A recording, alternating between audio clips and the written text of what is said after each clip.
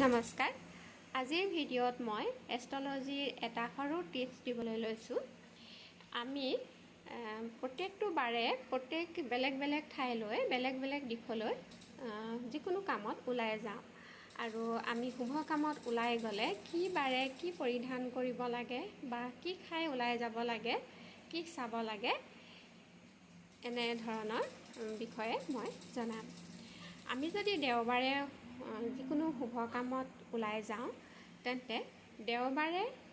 বগা ৰঙৰ কাপোৰ পৰিধান কৰিব লাগে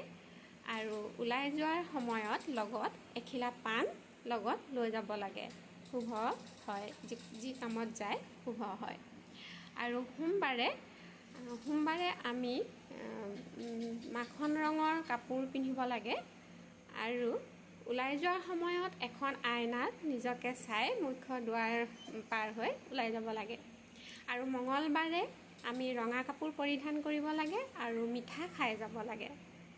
আৰু বুধবাৰে আমি সেউজীয়া ৰঙৰ কাপোৰ পৰিধান কৰিব লাগে যোৱাৰ সময়ত এখিলা তুলসী পাত নহ'লে বা ধনিয়া গুটি নহ'লে বা সেউজীয়া যিকোনো আমি নৰসিংহ পাত এখিলা হ'লেও মুখত চুবাই গ'লে শুভ হয় আৰু বৃহস্পতিবাৰে হালধিৰ এটা ফুট লৈ যাব পাৰে আৰু হালধীয়া ৰঙৰ বস্ত্ৰ পৰিধান কৰি যাব লাগে আৰু শুক্ৰবাৰে গাখীৰৰ ফুট নহ'লে বা দৈৰ ফুট লৈ যাব পাৰে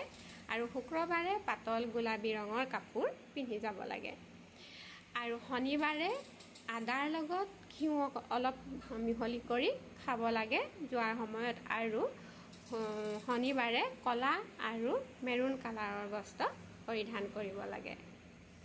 আজিৰ ভিডিঅ'টো ইমানেই ধন্যবাদ